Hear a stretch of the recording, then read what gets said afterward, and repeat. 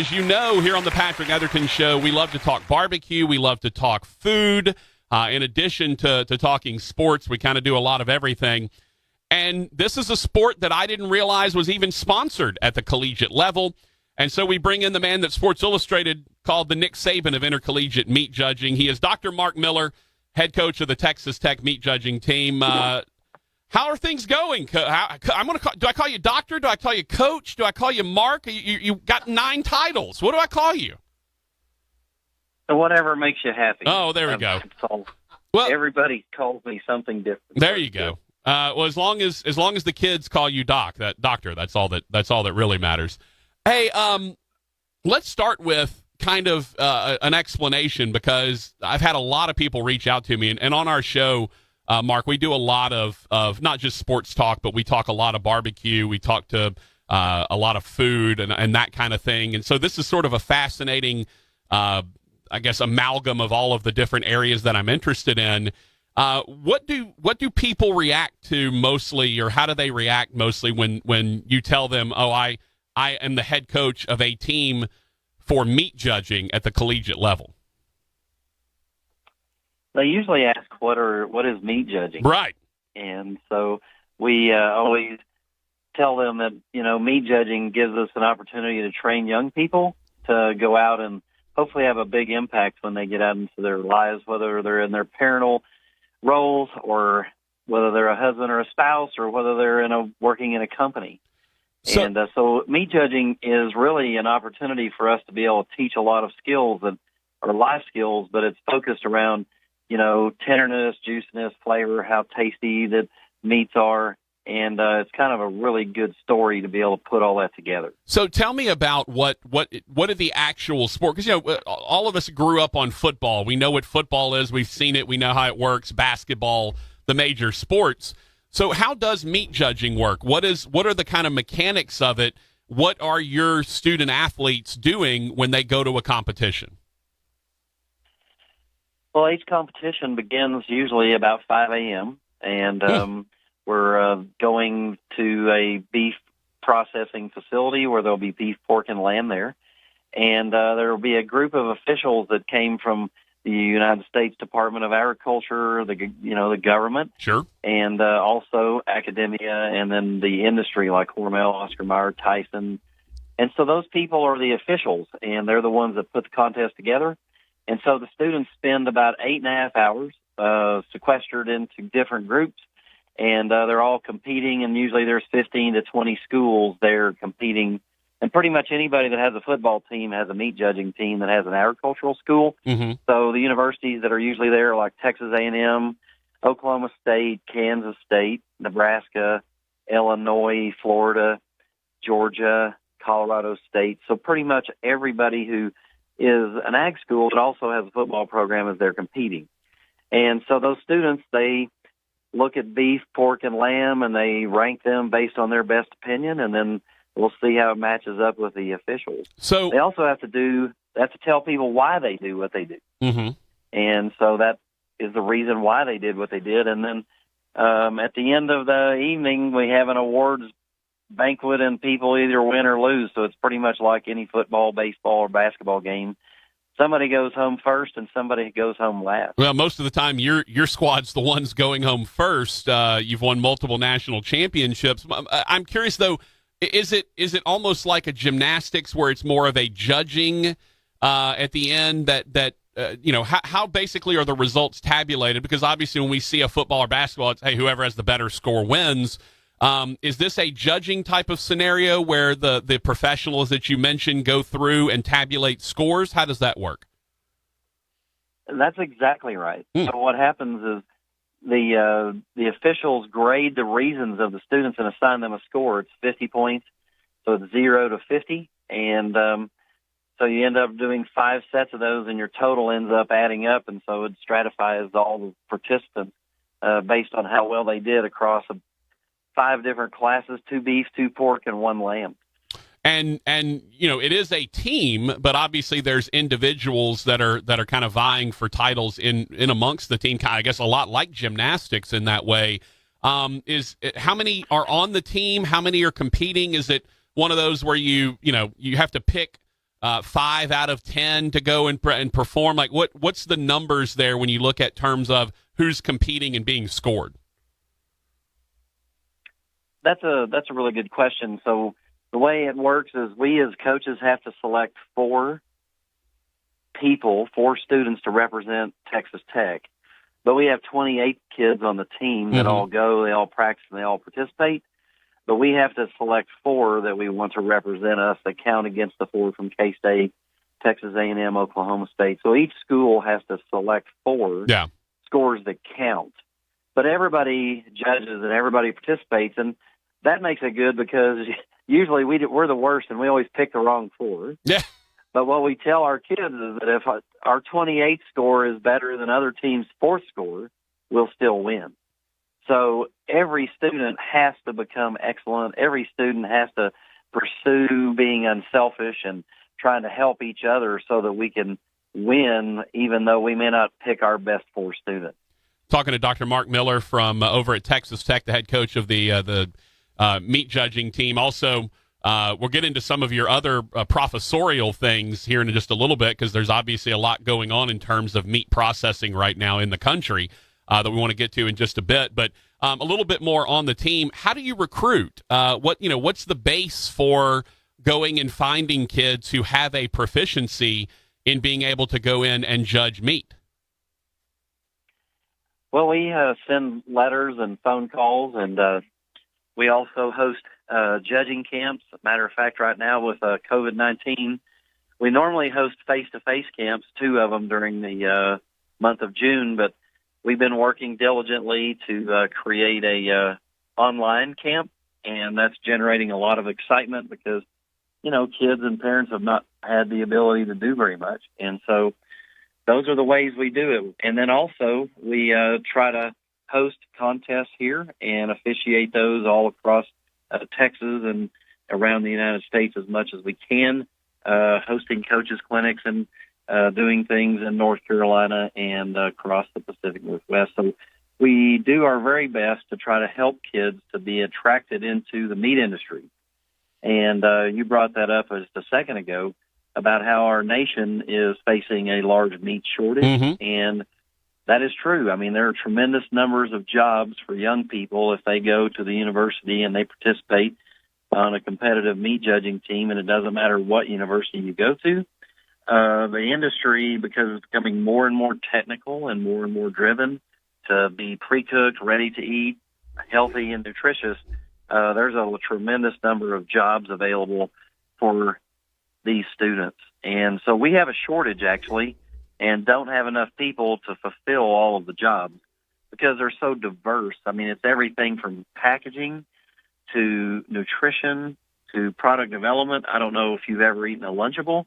Sure. But Lunchables was created by one of our students that worked at Oscar Mayer. That's beautiful. And so it is. And so that's what students do all the time. I mean, Tyson, Hormel, Cargill, JBS, they all hire these students and turn them loose to create the next best product that makes our consumer or our public be able to have at their disposal a ready-to-eat without having to cook it, high-quality, kind of finger or backpack item. And if you just think back 10 years ago, the number of items we didn't have that we do have today, it's pretty exciting. Yeah, it really is. Dr. Mark Miller joining us from Texas Tech. All right, so you mentioned there's a practical nature to what you're doing. What I'm curious about is how do you practice? And you mentioned all the kids, all 28 kids go and compete at every meet. They're not necessarily their scores won't count, but they're all there. But you hear about football players. They're running in the off season. They're lifting in the off season. What is practice like for these kids as they try to stay sharp before you get back into school? Like during the summers, how do they stay sharp? Well, we send them information and packets to do and to practice on their own, and they come back with some of the rust knocked off. So they'll actually write reasons and practice that, and also we'll send them classes that we have been putting together for our virtual or online judging camps and have them do those and do reasons over those. So it's really an opportunity for us to be able to use a lot of the communications that we are using to teach online classes through the university to keep our judging team sharp while they're not here. How long has this been a sport sponsored in college? Since 1926. Wow. And, the early teams there was still segregation between men and women back in those days. And so there was a women's meat judging team that was from the home ec department. And there was a men's meat judging team. And so those were from the animal science departments. And then those merged in the 1930s. And we've had one co-ed meat judging program since the 1930s. That's so amazing. It has a long tradition and history, and we're coming up on our centennial celebration. It's sponsored by the American Meat Science Association, and that's a governing body for intercollegiate meat judging.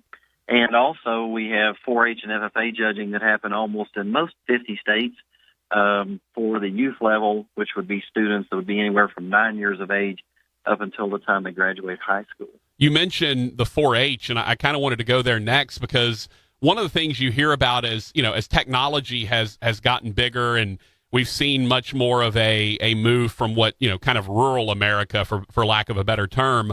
It feels like a lot of the 4-H programs, the livestock programs, the kids who, would maybe raise their own pigs or their own cows and show them off, at fairs and whatnot. It feels like that's dying out. And I don't know that that's true. That's just my feeling.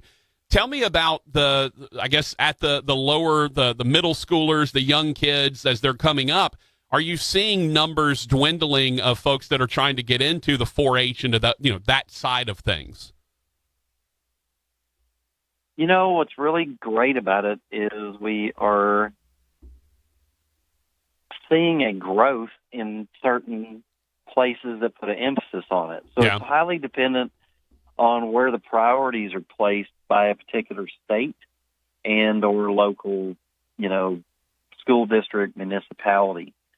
So for example, if we take Texas, we have seen a large growth in both FFA and 4-H participation, mainly because it's being pushed really heavily in a lot of the urban areas like Houston, San Antonio, Dallas, Fort Worth.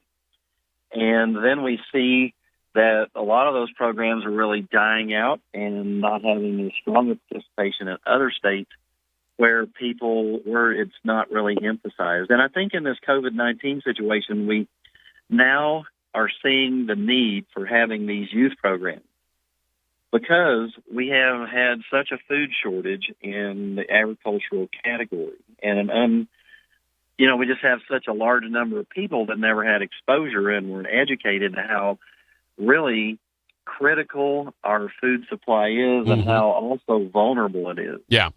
And so the 4-H and FFA programs, along with the collegiate programs, are so important to be able to give the heartbeat of the food supply in the United States those necessary people that can keep it going and flowing through crises like we just had with COVID-19 and still continue to have. Yeah, and we've become very spoiled in this country because we've never really had a shortage of any type of food. Right, and you mentioned the vulnerabilities, and I actually wanted to go there next because a buddy of mine, very smart, has been all over the food industry, has been a butcher at one point. He knows all the supply chain, and he knows all of that, and he said, look, the way that everything has been streamlined makes it, one thing goes wrong and all of a sudden you're seeing what we're seeing right now. Just kind of discuss the vulnerabilities within the food supply chain. Well, that's exactly right. So we have made everything so efficient that to make sure we also can afford the food that we have, that whenever we get something that can interrupt even one plant, it causes us to be able to have a shortage. And I know the major shortage that everybody seemed to make the most press about was toilet paper. Yeah. And that was pretty much the focus for maybe the first few weeks of the pandemic. But then once we started not having ground beef or other meat items or no meat at all, I know in Lubbock, this town literally ran out of meat. The only place that had meat left for about 4 days, Mini Cuts was our program here at Texas Tech. Mm-hmm. And we were very fortunate to have a good supply, and so we kind of helped bridge the gap until those supply chains could refill. And so it is such a necessary part of our economy and a huge part of national security. I mean, I guess that's the key thing that's been good, is to understand that the meat industry and the food industry as a whole is such a big part of national security.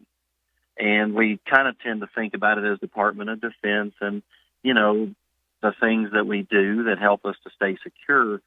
But without a steady supply of energy, electricity and those things, which we already agree have been very much put under that national security thing, food has probably not been considered to be in that category until now. And it really is a good awakening for us, because the number of jobs that have been needed and are needed in this complex industry we have to deliver the food to our consumers on a daily basis is why we need so many kids to come in and participate in meat judging. So meat judging is a vehicle where we can recruit and attract students that would never know about it. In other words, most people are going to say, well, I'm, at 8th grade or 6th grade or 5th grade, you go in and you ask the kids in elementary school, what do you want to be when you grow up? Not many of them are going to say, I want to go and work in the meat industry. Right. But when we can take them and put them in a fun event like meat judging, then all of a sudden the doors open, the eyes open, and they're all going, wow, I want to be the person that invents the next snack food that revolutionizes the way that people eat to get their protein and to do away with obesity in the United States. Yeah. And that's happening. I mean, that's what's really neat about it. We have these protein things that are getting there, and our students are the ones developing them. Well, look, anybody that can say I invented Lunchables is A-okay in my book. Talking to Dr. Mark Miller from Texas Tech, I also wanted to mention, and you just kind of brought it up, that you have your own supply of meat there at the university that's branded with the university. Tell me about that, how that kind of developed, and is that something that the general public can buy? Who's that available to? It is. So we are very fortunate. We started a for-profit business called Raider Red Meats, and we did that out of the necessity to be able to fund all the things we wanted to do with Educate Youth programs. Mm-hmm. And so we're open to the public. We have a store here on campus as well as vendors throughout Lubbock, and then we are fortunate to be able to have partnerships with United Grocery Stores, which is part of the Albertsons chain, and we are growing to get into about 150 of their stores. And then we also are now developing an opportunity to be able to be in some other grocers and other parts of the United States. And what that is significant about that is it's all about educating and experiential learning. So our students are the ones that work and prepare and distribute and help to make that business run well and efficiently. And so they get all that business training and all the ability to be able to run production and operations before they get out into the real world, and that makes them highly valuable. So not only are we giving the public a needed commodity, which is the highest quality, best tasting beef, pork, and lamb that they can purchase anywhere in the United States, because we put all the technology that we know in the meat science world into our products. And so it gives our students about 50 to 75, and, it all depends. Right now, not as many, but we used to have about 75 students who were really getting an in-person experiential learning every day in a business opportunity. So do y'all have, just kind of, not to be obtuse, but you have cattle and pigs and everything on site somewhere, and you handle everything from stem to stern, or do you how does that work in terms of, all right, we know what the finished product is, but what are they doing in terms of the beginning of the product? So that's a great question. All of our products are our own recipes that we developed here with all of the technology and knowledge that we have. But we are not a commercial processing the size and magnitude that we need. Sure. So we work with the industry partners that we also do research for and send students to, and they employ them. So our bacon and sausages and many of the things that we produce are all produced by what we would call as a co-packer, which may be your, the same place Oscar Mayer hot dogs are made, Sure. or the same place that Hormel bacons are made. On the other hand, we do, at this point, process and make sure all of our beef comes from our suppliers, which are the nation's major beef, pork, and lamb processors. Mm-hmm. And so we purchase those in because there's no way we could have a small margin of the number of pigs it would take to produce the number of bellies we'd need to make all the bacon. Right, right.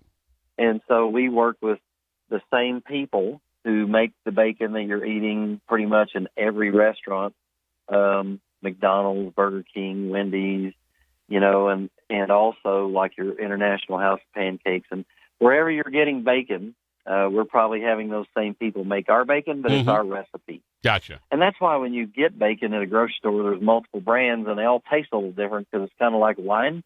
Everybody has their own secret recipe that they think makes their bacon the best. Absolutely. Do you ship? I mean, could people here in Louisiana get it if we wanted to? Oh, absolutely. We ship all over the world. We actually we've been shipping to Ohio and all over the United States. So we have a really good, ability with shipping those through the overnight carriers to be able to get those right to the doorstep the next day, and do a lot of that. Matter of fact, our Christmas business of gift boxes is one of the biggest things that we have, and one of the things that taxes our students more than meat judging some days. They're pretty hectic around here on about December the 23rd when the last ship date is, and they said, well, at least we've been there before because we had to compete for that national championship. Is there is there a website or something that we could log on to if we wanted to order something like from y'all? Yes, all you'd have to do is go to our website for RaiderRedMeats.com or meatsciencettu.edu, and we should pop up. Perfect. And can place your order, and somebody will help you get it, and hopefully it'll be great. I love it. Mark, this has been fantastic, man. I've learned a lot. It's as a barbecue aficionado who lives 12 miles from the state of Texas and is a Texas barbecue ophile, if you will. Knowing that this collegiate team exists is fantastic. I also call games for Northwestern State University. We've been over to Lubbock several times in a bunch of different sports. I will say this, though. I don't know that I'd want to call meat judging because it involves 5 a.m. Start times. That's not what I'm used to. So I'm not sure I'm going to go calling any meat judging competitions. Well, you're welcome anytime when you come over and officiate some games or help out. We would love to have you come by and visit with some of our students and see some of our products and taste one of our steaks. So whenever you're back this way, please make sure that we can get you over here to see us. I will, and I got to hit Evie Mays as well. That's a no-brainer. Absolutely. Yeah, got to do that. And that's one of our students that owns that and runs it from our program. Yeah, I actually met the couple that owns that when we were out there last time, and they were incredibly kind. I had no idea they were involved. Of course, at that time, I didn't know that meat judging was a thing that existed. But that's awesome because that's one of the best places I've ever been in the state of Texas, really anywhere in the country. So that's great that it came from y'all's program. Well, I don't know that we can take credit. We just do because they came through here, and they were great to have here, and I'm so glad to see the business growing. And for them, they do have a great barbecue. No, it's fabulous. So look, I guarantee you, next time I get to Lubbock, I'm definitely going to holler at you and come check that out. I think it's fascinating. Congratulations on all the championships. It's awesome, and definitely look forward to catching up with you again before too long. Anytime. Love to visit and appreciate the honor of being on the program today. And you guys have a blessed and wonderful evening. All right. Thank you. Dr. Mark Miller.